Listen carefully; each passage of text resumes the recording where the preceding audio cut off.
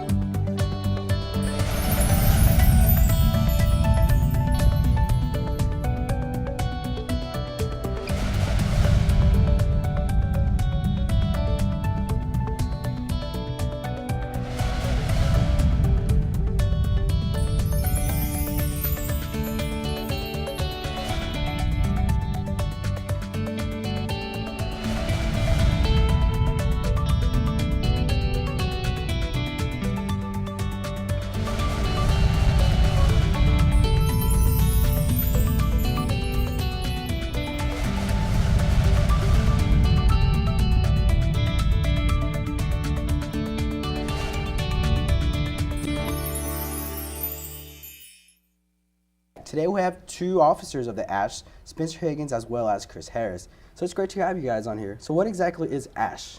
ASH is the Agnostics, Atheists, and Secular Humanists at SFA. So can you tell me what exactly those three things are? Well, an atheist is someone who is not a theist, so they don't believe in the existence of any deities, any sort of God. An agnostic is someone, you can be agnostic atheist, agnostic Christian, or just purely agnostic, or agnostic any other sort of religion.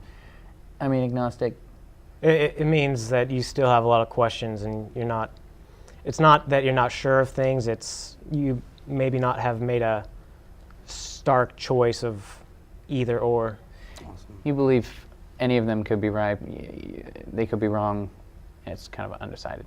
So why do you think a student organization here at SFA is necessary for the campus? For the secular community here.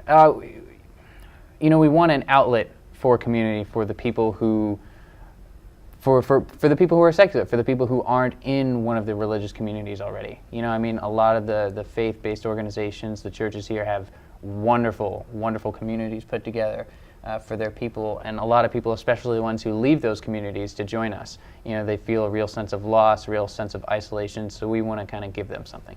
Awesome. And is this something like being, agnostic, atheist, or secular humanist, is this something, people admit to be, or is it something you kind of keep closeted to yourself? For me, I know with my family, I'm still in the closet about it. They're very religious. I was raised very religious.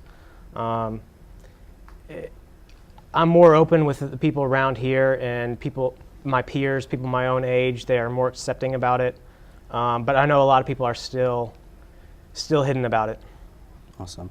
And I know, being, this sort of, atheist, agnostic, or whatever, it has a very negative connotation to it, So when you guys, or Spencer, you came to the school and, try to get it chartered and, try to get it going, was there like a pushback, or was it, they were very open about it? We were, we were a little worried that there could be, if just with the stereotype with the area that we're in, but we didn't get anything like that. The school was, they're really great about it. They helped us out. They were forgiving about some little logistical paperwork errors in the beginning, and the kind of vibe we got was, go diversity. They said that awesome that you guys have this chance for community and for networking. So they were really supportive. It was great. And we were talking about how you said you wanted to actually come together with the religious groups on campus and create community service and all this other stuff. So, and do you think there will be any conflict between the two? No, I think opportunities that we're going to have with philanthropy work, we're talking about maybe looking at the Methodist church or Methodist groups, doing fundraisers and volunteering. And I think volunteering is one of the fastest ways to bond with some other people. And if you're going to do something for good, I don't think anyone's going to push you back and say no.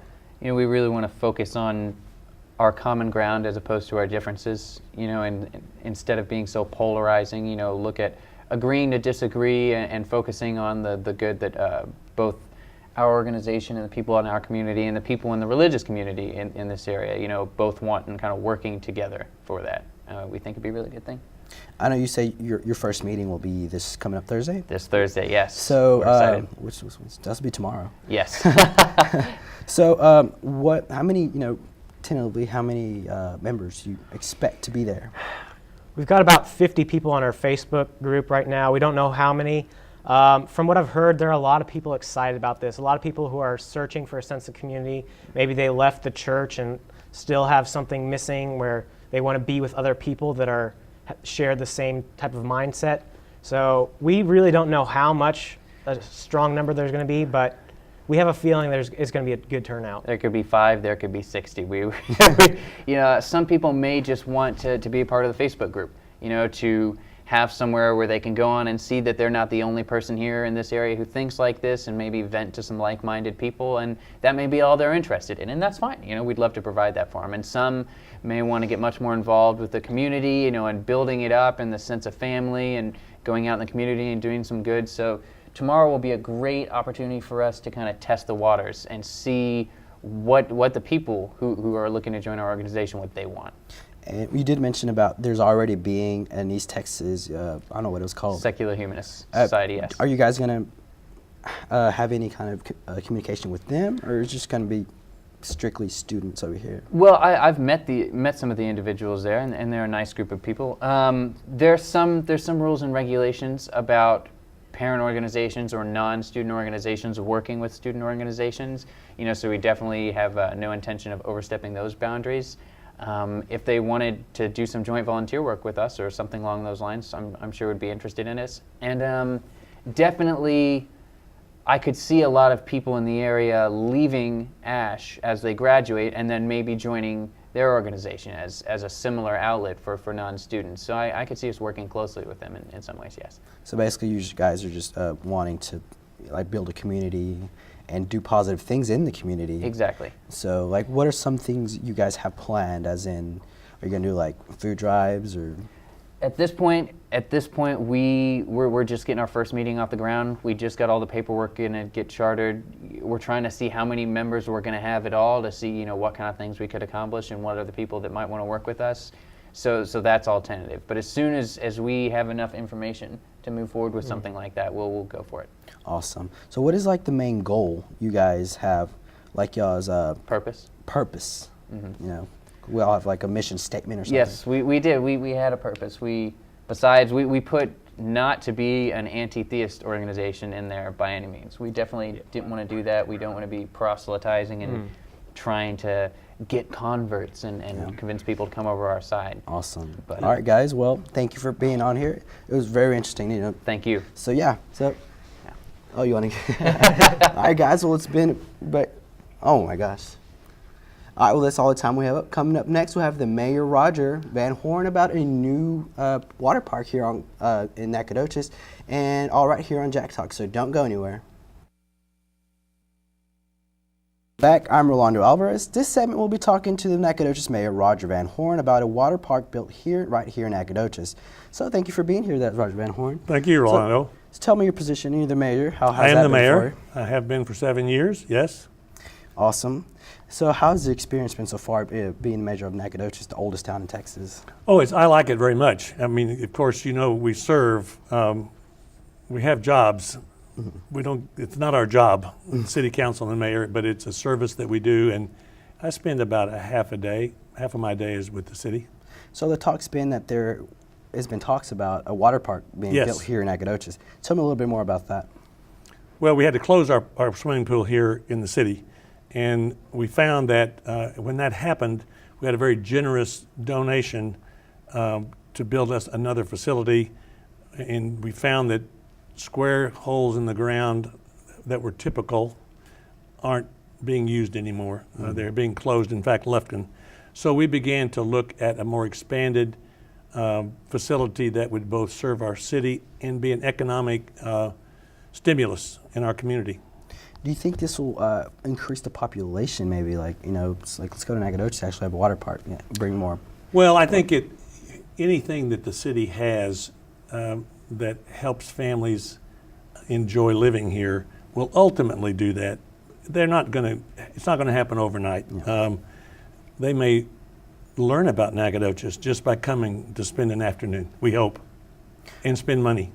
Yeah, so the water park, what magnitude is it? Is it we're talking about like Hurricane Harbor, Schlitterbahn? Well, Is it- I'm is it not real smaller? familiar with them. It is going to be a full size. It is owned by Splash Kingdom, a man, Mr. Johnny Blevins, who you may be familiar, owns the one you see on I-20 going to Dallas outside of Tyler. Full-blown, perpetual wave, all kinds of things. So it's not going to be small as people may think. Built in 2 phases. The first phase will not have all that will ultimately be there. It's about an $8 million project.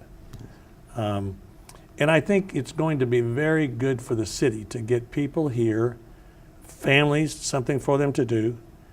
They will spend money on sales tax, which helps us, and we hope they stay in our hotels. That's bed tax.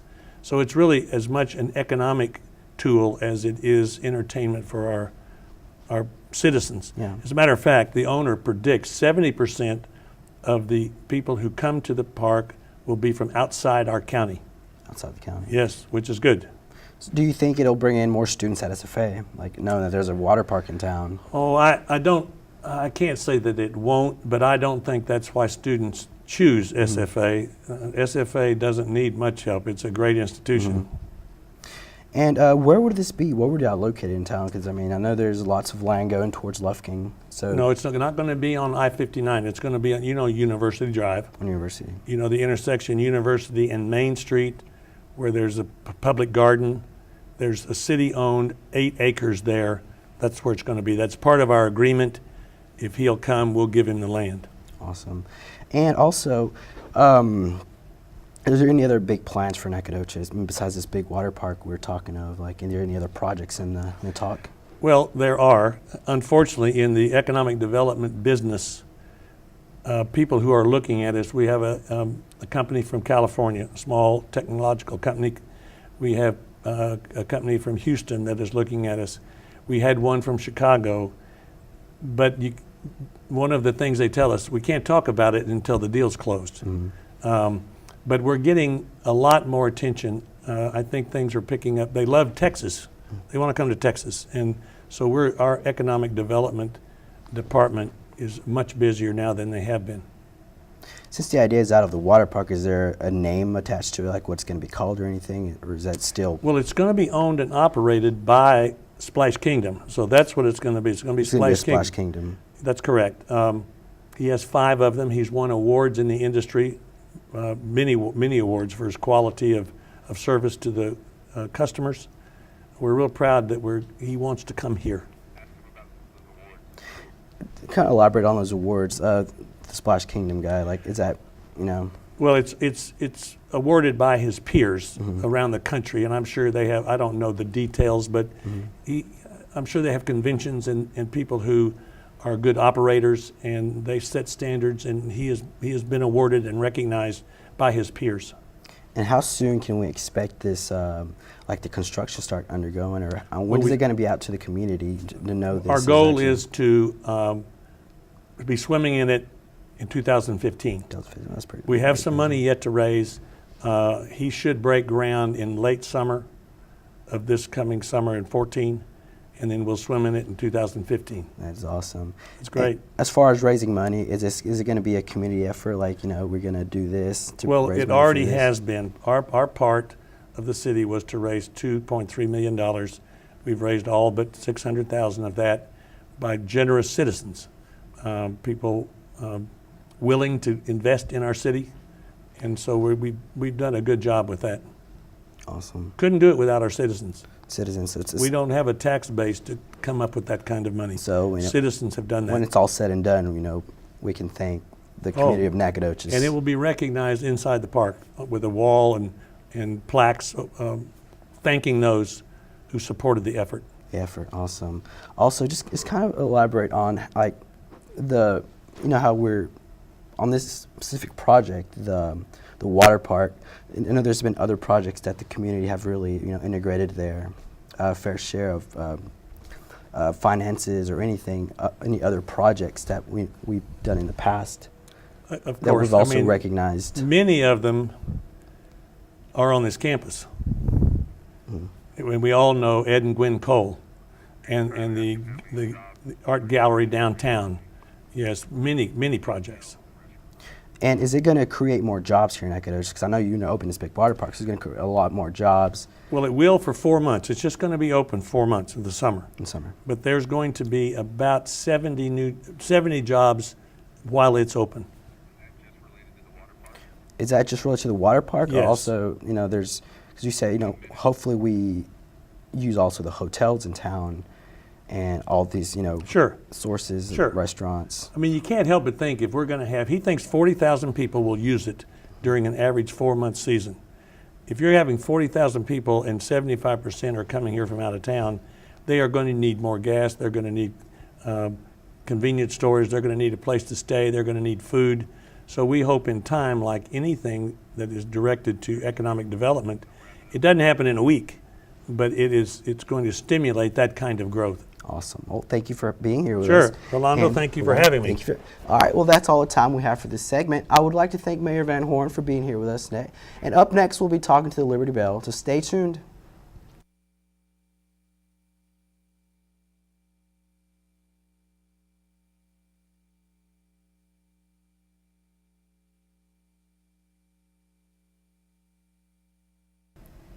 Welcome back to Jack Talk. For our final segment, we'll be talking to Katie Harris, owner of the new bar in downtown Nacogdoches, the Liberty Bell. Thank you, Katie, for joining us. Thank you. Thanks for having me. Awesome. So about the Liberty Bell, how did you end up owning such a successful, wine bar here at, Brick Street? Well, it actually took several years. It was a daydream and a dream that my husband and I shared. And I guess about 5 years before owning the Liberty Bell, we did a concert series in town called Pickin' and Neck.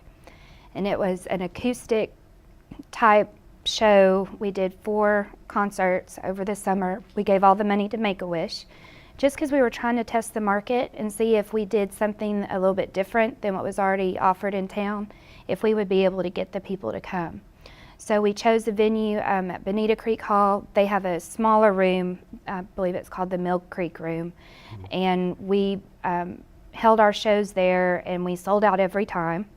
So we figured that the market was here, but then life kind of got in the way and we were busy with our other jobs, and we figured that pursuing our dream of putting something like the Liberty Bell in downtown Nacogdoches would be maybe something we would do in retirement.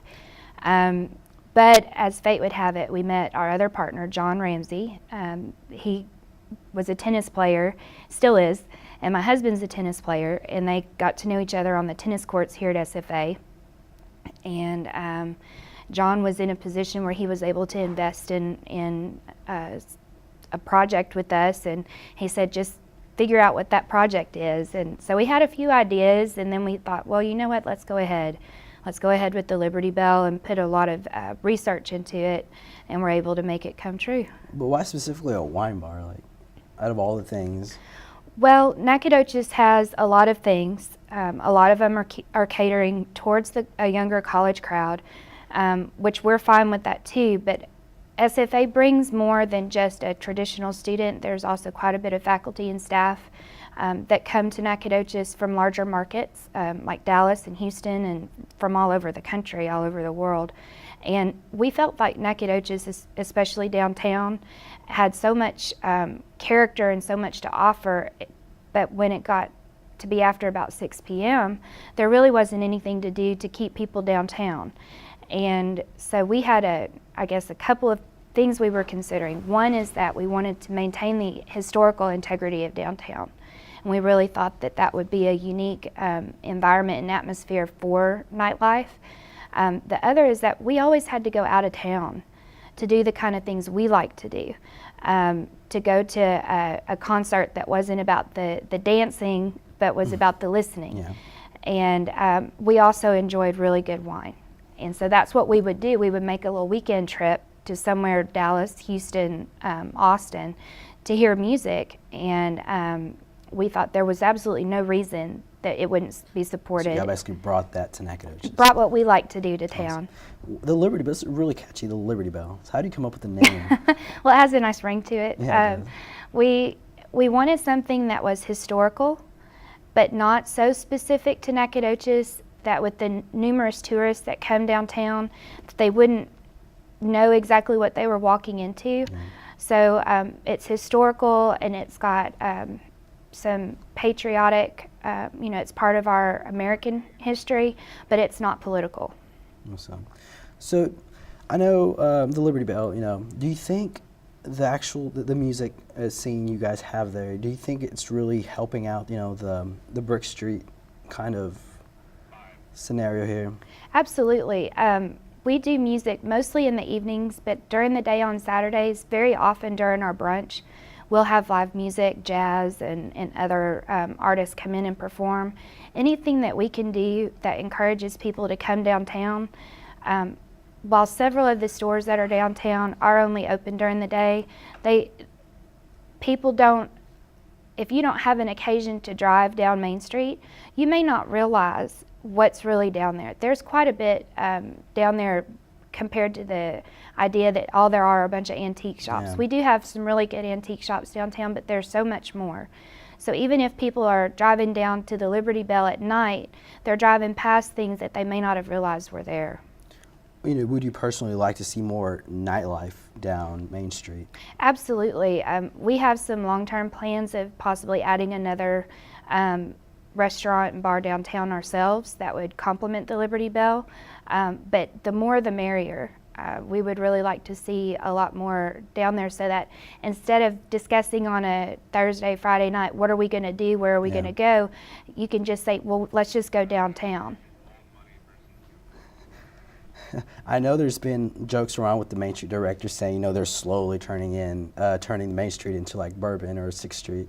So how do you feel about that? Well, actually, that comment actually came from, we had to do a request for a zoning variance because there's a homeless shelter downtown that does excellent work, Godtel, but they're also considered a church.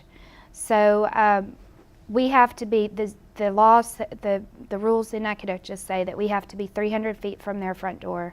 We were 287. So we had to request for a zoning variance. During that, there was one person, when we had our actual hearing in front of the zoning committee, there was one person who was concerned just about alcohol use downtown in general. And in his comments, he mentioned that he didn't want to see Main Street turned into Bourbon Street. I think as long as the people who are looking to develop downtown carry the same love for our history and the same passion for keeping it unique and keeping it Nacogdoches, that we won't have those issues. We've had the wine swirl downtown. We've had, there's upcoming Boots and Brew, that'll be downtown. There's a berry vine evening, that'll be after the Blueberry Festival. And then of course our establishment being there all the time. And we very seldom have any issues downtown, period, but to my knowledge, we have not had anything alcohol related, and we've not had any issues at all at our establishment. So we're trying to keep it a positive. Absolutely. We want to keep it clean. We want to keep it friendly for all different age groups and not rowdy. I think you can have a good time without it getting out of control. Awesome. All right, man. Well, that's all the time we have now. Thanks for being here with us. Thank you. Well, that's all the time we have today. I would like to thank Katie and the rest of our guests for joining us today. I'm Rolando Alvarez, and tune in again next time for a segment of Jack Talk. So don't go anywhere.